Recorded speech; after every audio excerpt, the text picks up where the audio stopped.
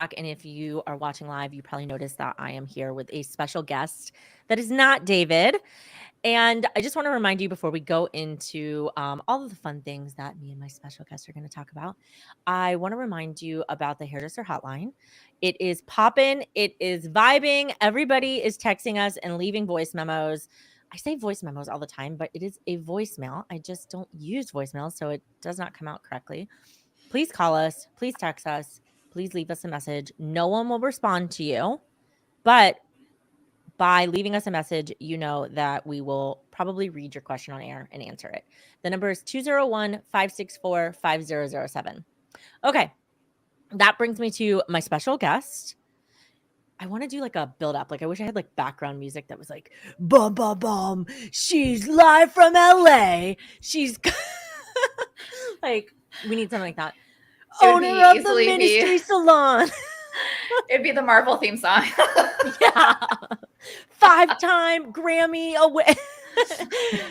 Miss Joy LeMay, thank you for being here again. But we're not in the Hello. studio this time. No, which is sad. I know I 'Cause I can't miss like you. hold your hand while we're Oh. recording, which is sucky, but that's okay. I'll air hold. Let's just do this the whole show and then people will know. Wait. All right, so we actually your first episode came out and it was a very popular one, which it rightfully so. It came out in the fall of 2023. Since then, I feel like you have a completely different business. And if you don't know Joy's kind of background, where she started as a student, kind of her journey being a student to DTH, opening her salon, becoming a coach, go back and listen to that episode. It's an amazing episode. But now I kind of want to start off like, let's pick up where we left off, as in like ministry didn't just open, but let's pretend for the sake of this podcast, ministry just opened. Tell me what's Yep. going on. Like, where's your head at? Yeah, well, first of all, I signed the lease when we were in a lockdown.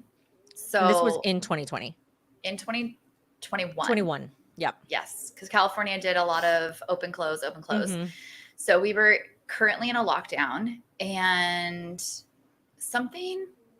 a long time ago, my mom once said to me, rich people will always be rich. And I remember thinking during the pandemic, I thought people are going to get rich off of this. There's going to there's so much turmoil. There are going to be people who get rich off of this. And I was like, how do I become one of those persons? And I really had this mentality of like, okay, this is the time, like when everybody is like shutting down, when everybody is like, you know, battening the hatches and like freaking out. I'm like, this is my moment to move. This is my moment to like do what I want to do. So I found a space and it had been a salon and that did close. And probably maybe right when the pandemic happened. So this was like probably a year later. And it had closed and I kept, driving by it. I looked at it. I drove by it like so many times a day when I was like taking my kids to school and it was just like in our neighborhood. And I finally called, I got to see it. And at the time they were like, yeah, like it's available, blah, blah, blah. So I got some information. I was just really like pondering around like over it. And I was like, I really love this space.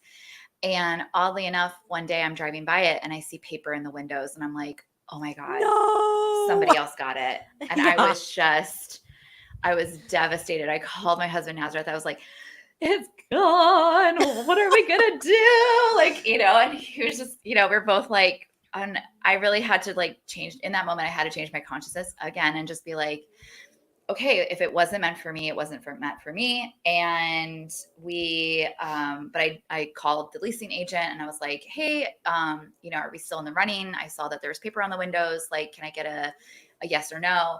And they're like, oh, actually, we're just like, it's a really quick lease. It was a COVID testing site. Stop. Yes. It was just like quick, like, pop up type of thing. And so, but they were like, we want to still move forward with you. So I was able to sign the lease while we were still in a lockdown, while the space was being used as a COVID testing site, like everything that was just like, we were like one door away from an existing salon that's still up and running. Yeah. Everything about it seemed, even my dad was like, do you know that there's another salon, like, 2 doors down, Yeah. 1 door down? And I was like, yeah, I know. I was like, this is going to be great. It's going to work. And ironically, there's been no issues, which is great. oh, absolutely none. So, but yeah, it just kind of felt like, again, like when everything outside of the world is like, it's going to be a failure, it's not going to work out, you really have to use those critical thinking skills to go, but what is true here? So the truth is that this space was available. It had already been a salon. The rent was really good. We were able to finance it all with our own money. I did not have to take out a loan. And so all of the financing was there. It was quick. It was easy. I was finding furniture. I found all of my salon chairs on OfferUp. Yes. I remember you telling me that, and I was like, only you I know, would I know. find all And of the like, chairs you need.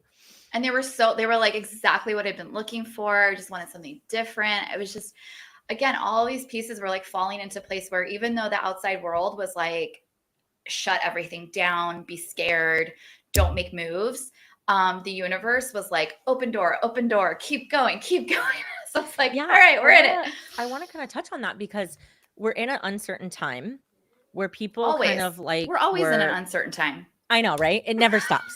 We're not even in a pandemic anymore, and people are like, I'm still. We're adults. It's always going to be this way. But you know, everything, the core of what we teach at DTH is take a risk. And, if that's not a true risk, and another thing that we teach is like building your wealth. And so the fact that you were able to do two things simultaneously, like you built your wealth up to open a salon. And then during these uncertain times, we're like, I'm just going to take a risk. Like mentally, most people would have been like, I can't do it until I know what's happening in the world. Like, what was that thing? 1000%. Do you remember when you were just like, I have to fucking do this, whether it works or not? That's a really good question. But I think that it really stems from, again, that idea that my mom kind of planted in me of like, people are always going to, rich people are always going to be rich. So they don't get phased by the ups and downs. They're just like, oh, something turned in the market. Great. Here's an opportunity. Here's a door for me to get like walk through and get even more rich. Yep. And so I just kind of, and I think before all this process, for our virtual campus and for our students, I had taught a class on Save Your Way to 101K. Yes. Do you remember this? Okay. It's still around. So, and it's still like there. If any of our students are listening, how it's I did still it in the dashboard. And so, okay, think about that. Like I have this identity that I have $101,000 that we saved and that we worked for. And now I'm going to spend like, I think the grand total was like 60,000 on a salon. I don't have $101,000 in the bank anymore. Yeah. Like all of these things are like, oh my gosh, I'm playing, like, what do I do with my identity? Blah, blah, blah, all this stuff. So it really had to come, the question was, what do I want the future to look like as opposed to what does it look like right now? Yeah. And what can I do right now to make the future look the way I want it to look? And so to answer your question, it really was like, I want the future to look this way. And taking a risk wasn't risky for me because all of those green lights, all of those open doors were like pushing me to go forward. Yeah. So if I hadn't had the money, if I hadn't had the space that was available, that was like a really good deal, if it hadn't already been a salon, if I hadn't been finding all of those deals on OfferUp, et cetera.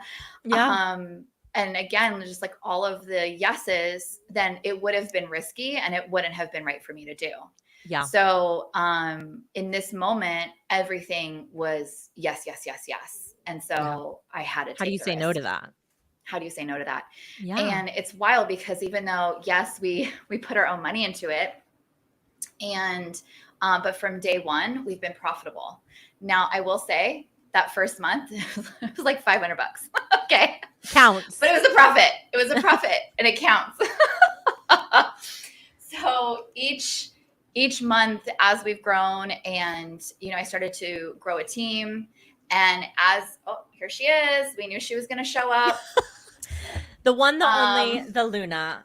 The little baby girl. I love you so much. We are a very cat friendly, baby friendly podcast. So yes. Whoever wants to pop in and visit. 100%. So I know as you're growing a team, sometimes you're up some stylists and then you get down and then you go up and then you go down and you are getting new clients in the door and then it slows down. Like there's going to be that roller coaster, but the trajectory has always led onward, has always led upward, I should say, to the point that now, we have, I think we have 9 stylists. I've got like 3 or 4 in the pipeline. I have people reaching out to us who really want to work for us. And last month we had 135 new clients in our door. 135 new. 135 new clients. New clients. Wow. Correct. I want to talk about the hiring a little bit and this whole process too, because this is so huge.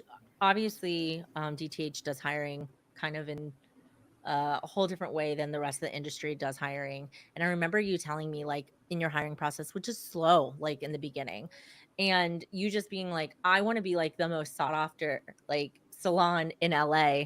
And now I feel like the ministry has become that, where people are like, they know you're there, they're wanting to work for you, they know what kind of business you're running, they know what methods you're implementing.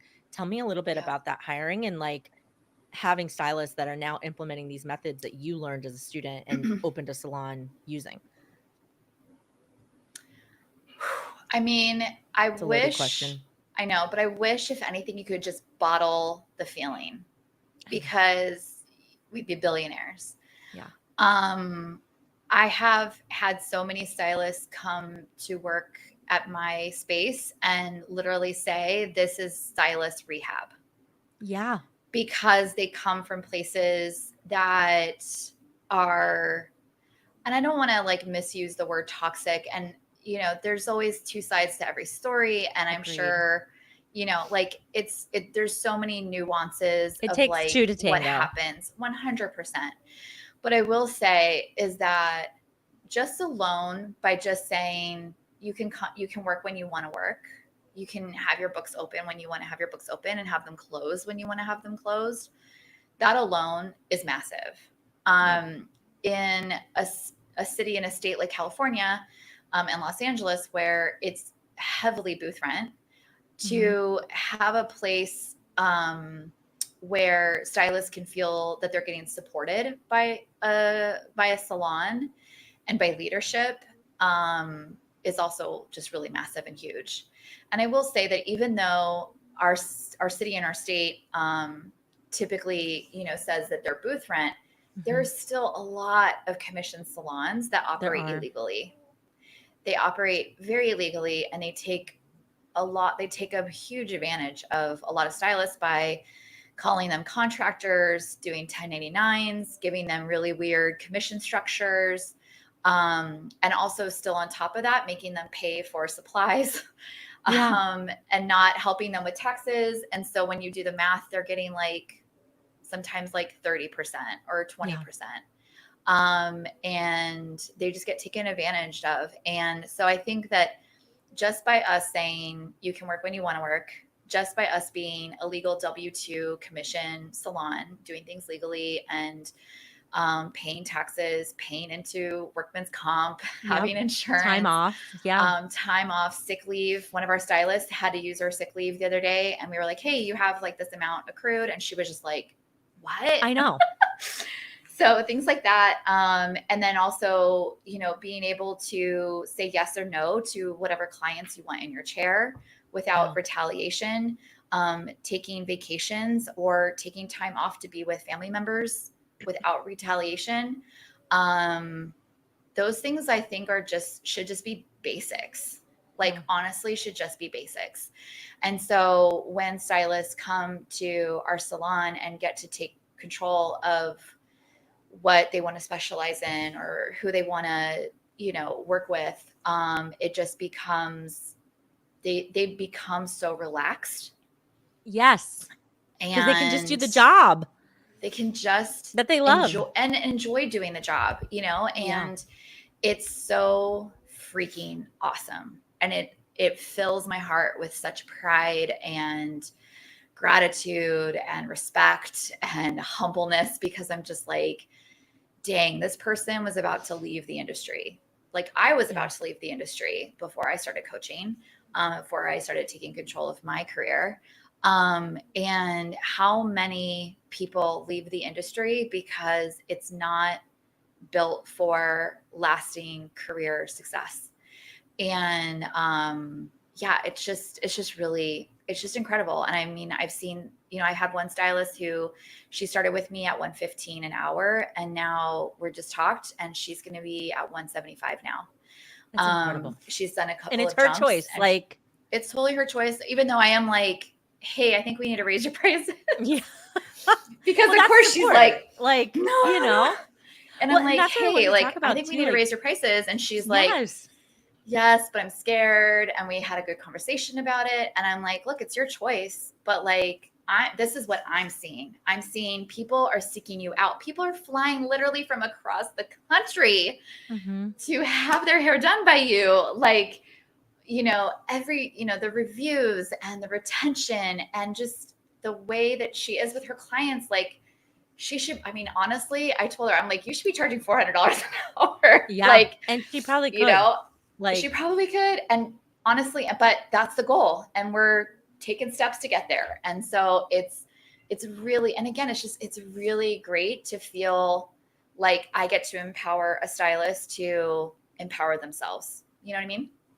I think a lot of people don't realize that we're really, through coaching, you're almost, not only are you going through coaching to like develop the skills, the foundational emotional intelligence that we teach, like you're going through this process. We're supporting you in opening your salon or whatever the goal is that you're going through, usually is opening a salon, but you're also learning how to coach your team. And so it becomes more of like, I'm not a leader that's dictating my way or the highway. It's like, you're saying these are your goals as my stylist, and I'm holding you accountable to them. I'm coaching you. I'm seeing your growth. I'm going to push you.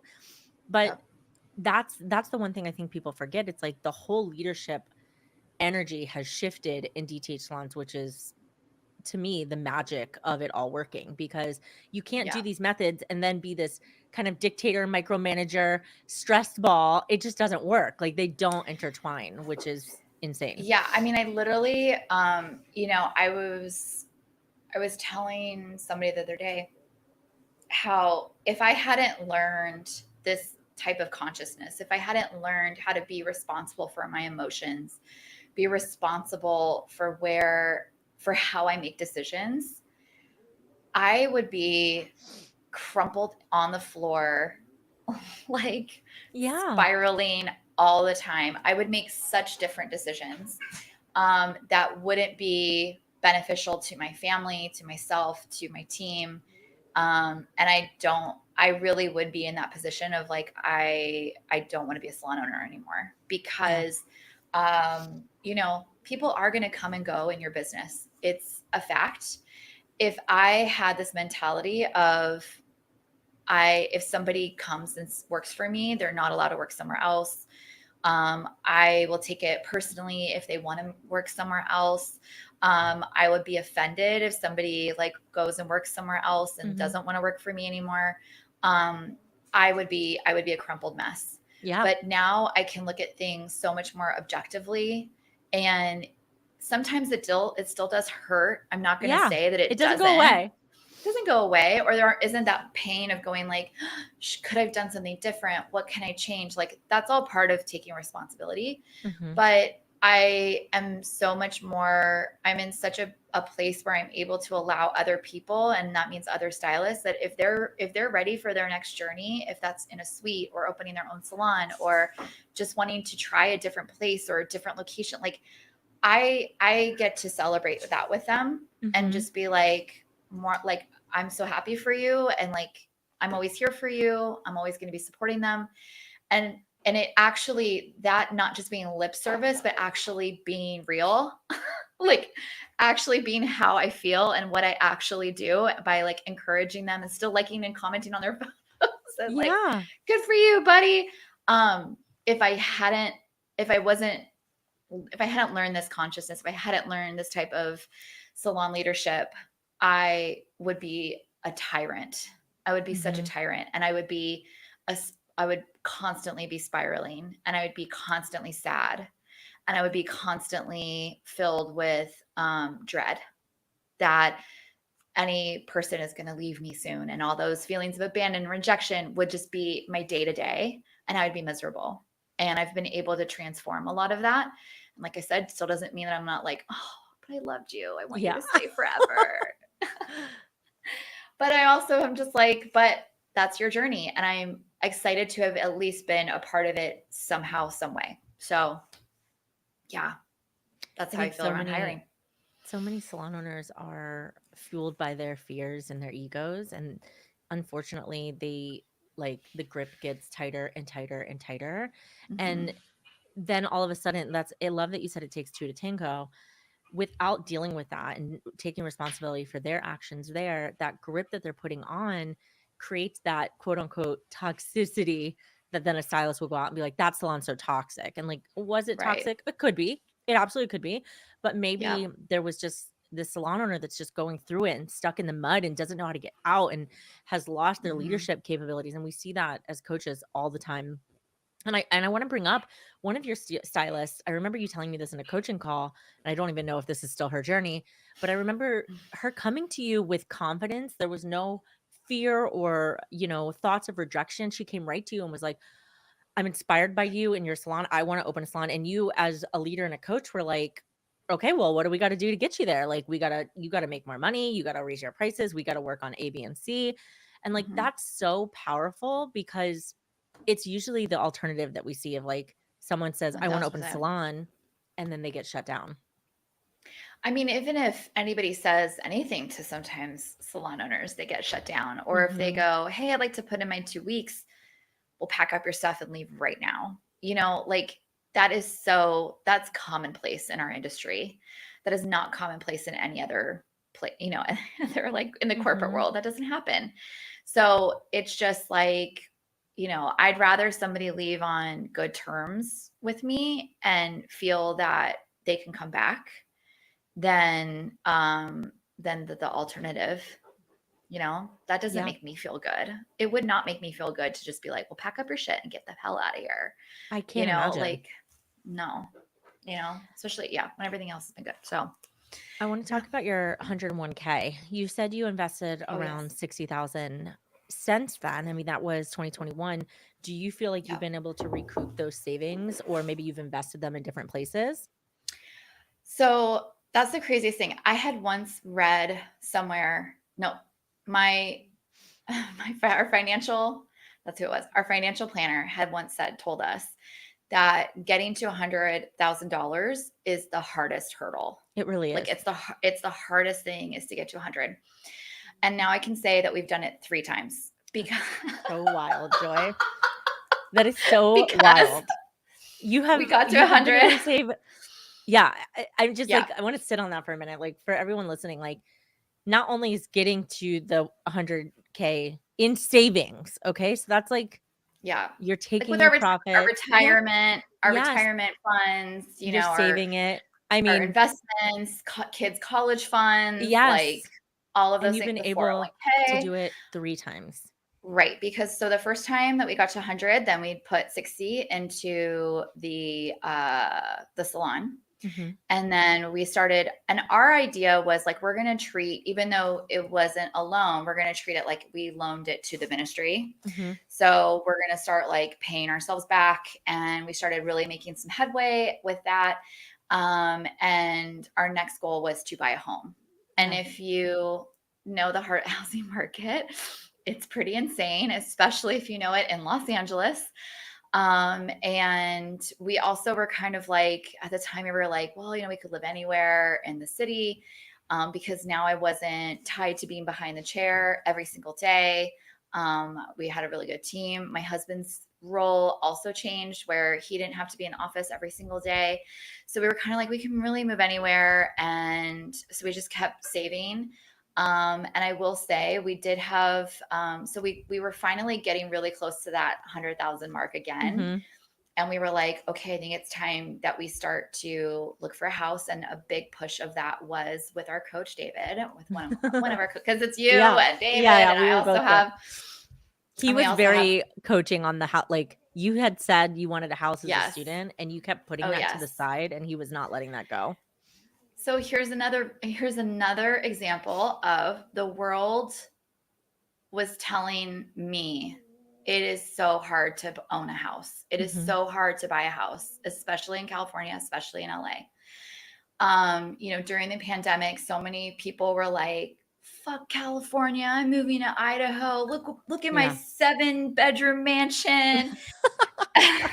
And Naz and I are like, but you're in Idaho. No shade to Idaho. But we were like, we're just like, we're Californians like through and through. We're like, you know, not that we're like, we won't ever leave, but like something's really going to have to get us to move from California. But again, it was just this idea of like, it's impossible in California. Everything is, you know, the housing market and building wealth and anything and having a good life is impossible in California. And, you know, David was really like, look, you need to start looking into figuring this out. And I was just like, but, and he's like, no more excuses. And I was just like, oh my God, you're right. Like I started to like, it like all the lights started to like come on where I was like, I'm listening to all of the excuses. I'm listening to all of the reasons why it shouldn't. And none of those reasons are coming from our accountant, our lawyer, our financial advisor, friends and family. Like none of it was all like the outside world. And I was like, okay, so Naz and I, we had a really long call with our financial advisor, and you know, we were telling him about the salon and how it was doing, and he was just like, "Yeah, it looks good. You should like go for it." And we're like, "Okay." That's terrifying, but yes, still okay, terrified. And like, I don't know how. I mean, I'm a pretty open book, so I'll just get open with it. But it was really like, okay, we had this certain amount of money that we were like, this would be a pretty good down payment, but it's not going to be 20%, you know? Yeah. And the market that we were going to look in was it was very narrow. And a lot of those houses are really bad fixer-uppers. I'm going to be totally honest with you, because, you know, we get, you know, a $800,000 house in California and like in LA, like it could be like death inside. And like, you don't even want to like boil water, you know, let alone like move your family into. And so we were like, okay, like, but let's just see what's out there. And we got a really great recommendation for a realtor, and we went and had coffee with him. And I had started manifesting in January that I wanted to be in a house by the time that I was 40. Yes. And I don't know if you remember this. And I was like, I do. We were doing the same manifestation challenge. Yep. Shout out Gabby Bernstein. And so we were like, we were doing this challenge, and I said I really wanted to be in a home by the time I was 40. Well, I turned 40 in April, so not a lot of time. And we met with the realtor, and I told him, because he was like, what's your time frame? And we were like, literally, truly anything, as you know, we're happy in our little apartment, our 2-bedroom apartment with 2 kids. Yeah.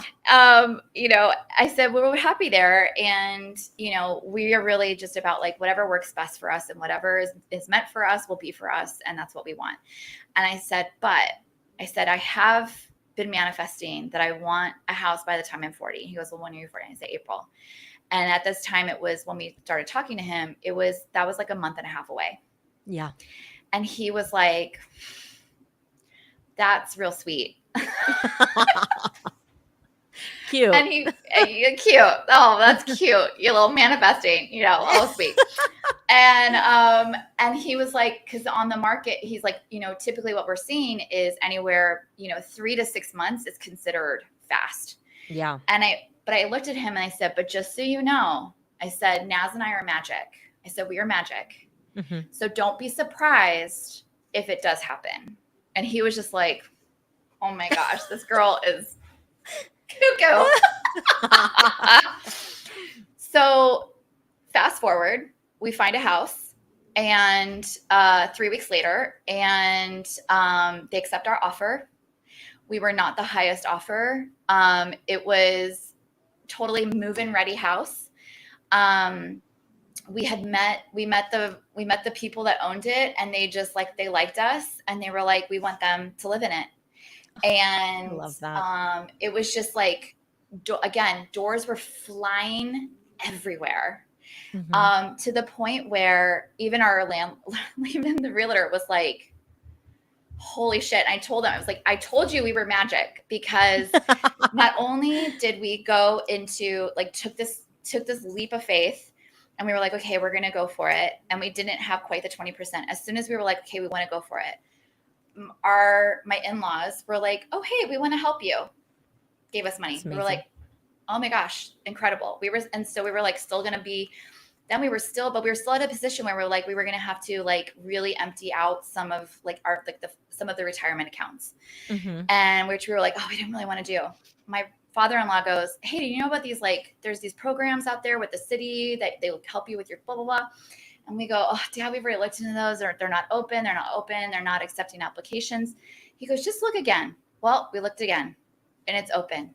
The city gave us $90,000 towards our down payment. Insane. And it's like a interest-free loan. We don't have to pay it back for 30 years. If we sell the home, it's like this whole thing. Yeah. So not only did we not have to touch our retirement funds, we ended up putting more than 20% down. And we got this house in less than 3 weeks. I mean, we found the house, and we got accepted in 3 weeks of looking for a home. And Sid, guess when we moved in? I know the answer, but I want the day before I turned 40 years old. Yes. That's magic. It was magic. It was literally magic, because the whole time we had been listening to this outside source that was like, it's not going to work. It's all shit. California is done. Get out. Nobody can be happy in California. And here it was like, boom, boom, boom, boom. We're like 6 minutes away from our kids' school. Like, they're happy. They're thriving. Like, just literally so many little touches of magic that just go like, the universe is like, can you please just start moving in the direction that I want you to move in? Yeah. And you're supposed to be something. You're supposed to be here. And it was the same thing with the salon. It was the same thing with the house. And now it's like, now what's next? Yeah. Right? Because now I don't have $100,000 anymore. Yeah. Okay, well, let's start building that back up. Yeah. Let's start building it back up. And money can just start coming from all kinds of different places, and start sustaining your life and start supporting your life when you don't want to be a dick, Mm-hmm. when you want to be a good person, when you live outside your comfort zone and take risks in your business, and you are good to people. Like, magic happens. And I see it so many times with my students. I see it with my staff, where they're like, hey, here's what I want. And I go, okay, well, let's start asking for it. And then I see requests coming in for them for exactly what they're asking for. Yes. And it's beautiful. All of it still is just so synergistically. And that doesn't mean that there isn't work involved, that there isn't like, I need to make adjustments where I need to make adjustments. We need to change this. We need to, it's a painful process. But this life can be so rewarding, and can be exactly, Luna's back, what you want it to be, when you actually start making the choices to not listen to the outside world that tells you that it's not real. Mm-hmm. So that's what I got to say about that. I mean, all of my success and everything I've ever taught to my students have come from the consciousness that we study, even to this day. We're constantly working on this, and it always comes back to when I silence my ego, when I silence the noise, when I silence my fears, and I just let go and kind of like surrender to what I'm trying to achieve. It's just like you said, the doors fly open, because I was the one the whole time putting up these blockages. And now 1000%. when you take those away, it's gone. I want to talk about, I mean, sorry, let me just go back a little Yeah. bit with how that consciousness changed the way that I hire people as well.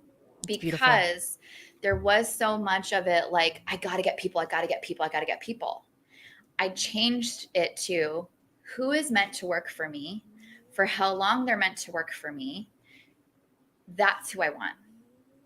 I changed it from, I just got to get people. I don't care who they are. I don't care how I get them. I don't care what, blah, blah, blah. I just need people. Then then anything that I'm doing is coming from a place of need Mm-hmm. instead of a place of receiving. And I had to change that consciousness to be like, whoever the universe wants to sit in my salon, then that's who is meant to sit in my salon, and nothing will stop it.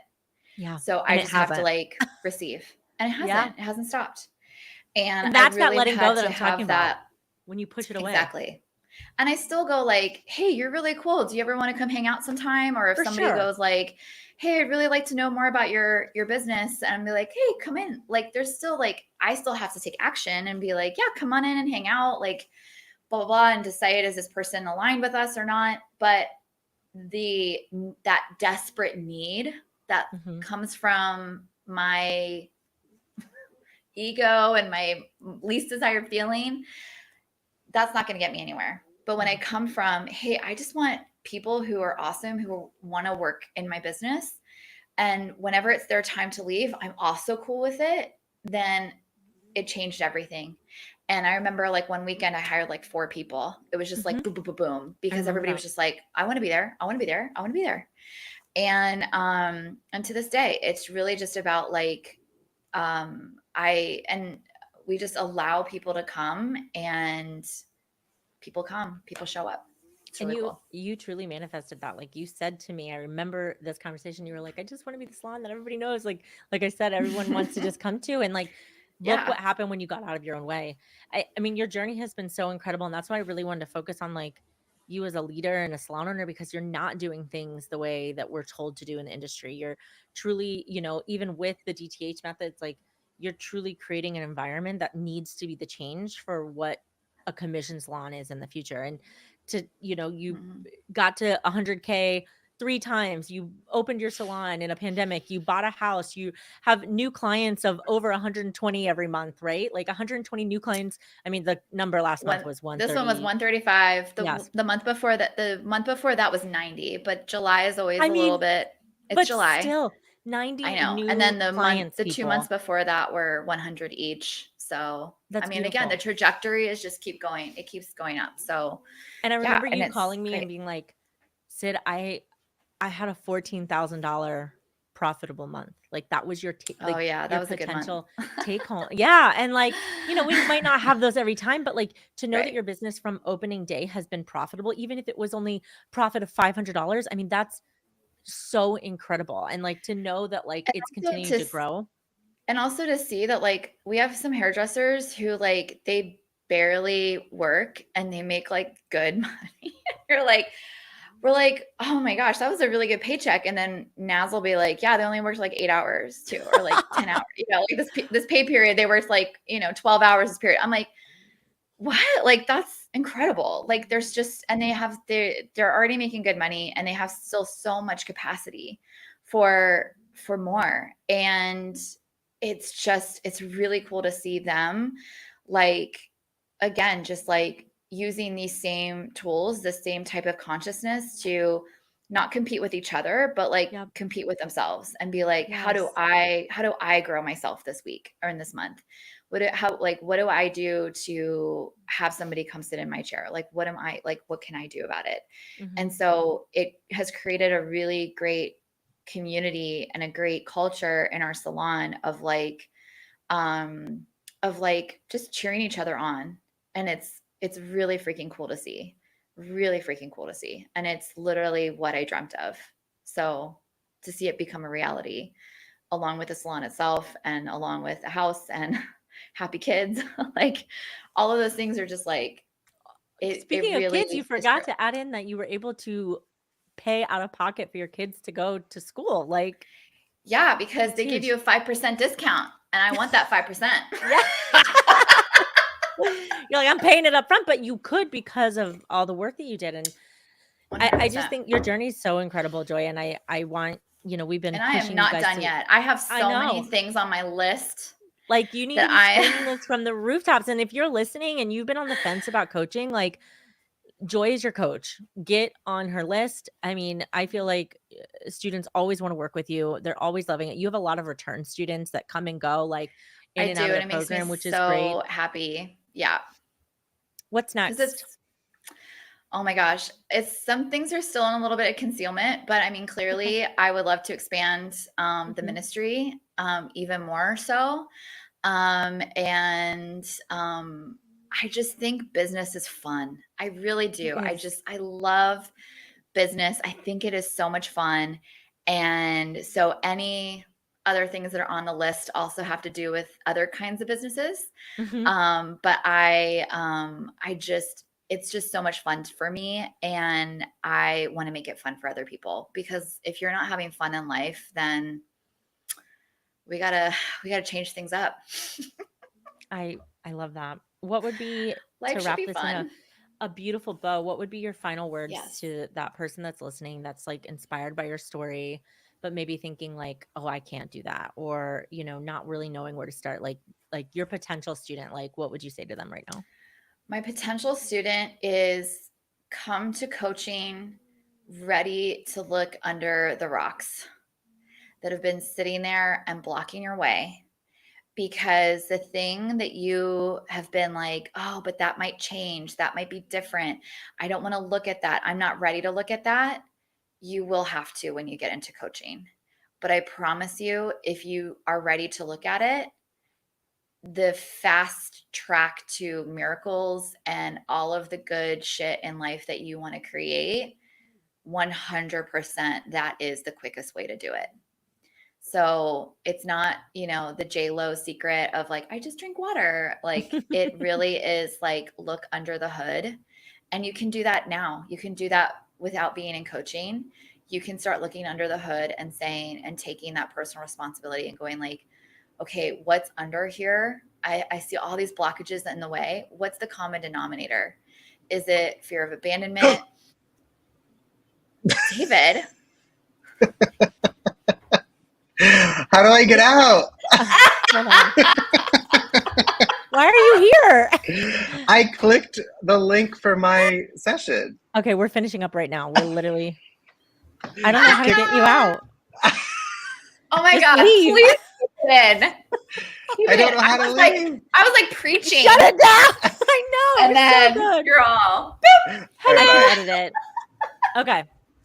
I don't even know what I was saying now. Just keep going. Just wrap. I can edit it to make it all fit Okay. together. So just Okay. give a good ending. So whatever it is that you are avoiding right now, just start to look and see, what is the common denominator? Is it my fear of abandonment, fear of rejection, fear of scarcity, poverty, not being good enough, not having confidence, whatever the common denominator is, come to coaching knowing and having an idea of what it is, because we are going to look at it and we're going to go right to it. We're going to go right to it. And I promise you, when you start going right to it and start working on that one thing, that's when all the miracles happen. So beautiful. Thank you, Joy, for being on another episode of Destroy the Hairdresser, the podcast. We adore you and love you, and we're so proud of you. And this won't be the last time. I hope not. You'll see a lot of me some other day soon. Bye. Bye.